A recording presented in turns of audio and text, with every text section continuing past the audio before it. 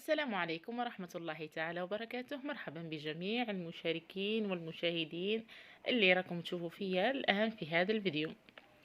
اليوم راح نشارك معاكم موديل من أروع موديلات أفرشة العرائس الرومانسية، والموديل هذا الأكثر طلبا، وراح نشارككم الجزء المهم اللي يتميز به الفراش هذا. يعني كما شفتوا تفصيل الحروف هذه وتفصيل ثيمات العروسين ذكرتها في فيديوهات سابقة، راح نحطها لكم في صندوق الوصف. الفيديوهات حطيت فيها جميع أسرار التفصيل، يعني أسرار المهنة ما تحط لكم حتى وحدة، عطيتها لكم كامل. إذا نروح للجزء المهم في الفيديو. هنا عندي قطيفة الداء الحمراء العادية، السعر نتاعها يدير 30,000 للمتر. راني نشكل في القلب. بالنسبة للمتراج نتاعها درت 55 على 40 سنتيمتر.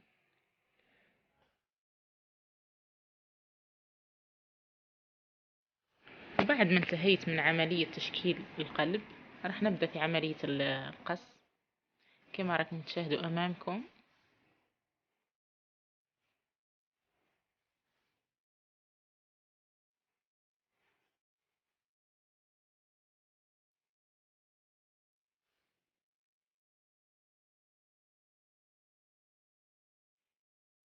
بعد ما انتهيت من عملية تشكيل القلب الأول نروح للقلب الثاني، واللي درت القياسات نتاعه 40 على 30 سنتيمتر. وبعدها نبدأ في عملية تشكيل القلب.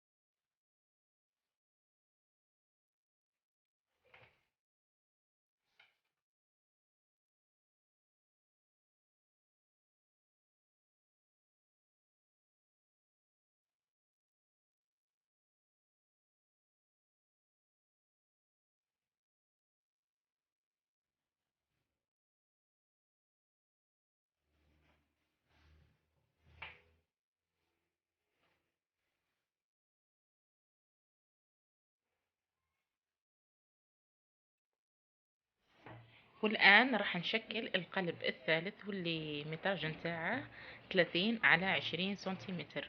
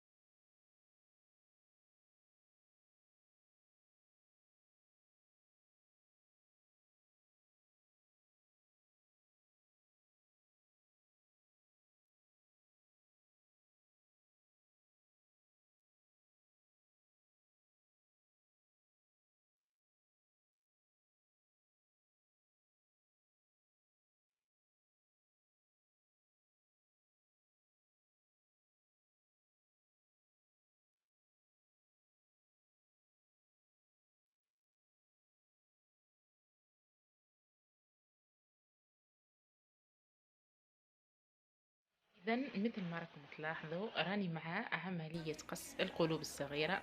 الطريقة اللي استعملتها راح تخرج لك النتيجة مضاعفة، يعني بدل ما تجيك 8 قلوب، عفوا، يعني بدل ما تجيك 4 قلوب راح تجيك 8.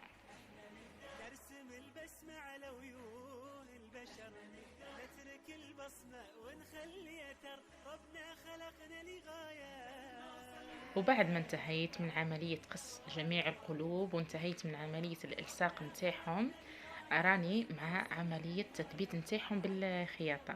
القلوب الصغيرة تقدري تتحكمي فيهم وديري لهم الكولا عادي ما تتنحش، اما القلوب الكبيرة ديري لها وتزيدي تثبتي عليها بالخياطة، وبعدها راني حدد فيه قبل ما نمده للزبونة نتاعي. وهذه نتيجة الخدمة نتاعي، الديكور نتاعه خرج روعة ما شاء الله. بالنسبة للمخايد راني شاركتها معاكم في فيديوهات سابقة، الفيديو راح نحطه لكم ايضا في صندوق الوصف، فيه طريقة تفصيل الحروف والثيمات والقلوب، وايضا طريقة خياطة المخدة بالفورميتور. ان شاء الله راكم استفدتوا من الفكره نتاع اليوم. اذا عجبكم الفيديو ما تنسوش تدعموني باللايك وتخلوا لي رايكم في التعليقات، واذا كنتي اول مره تشاهدي القناه ما عليك غير تشتركي وتفعلي الجرس ليصلك كل ما هو جديد. والى الملتقى في امان الله.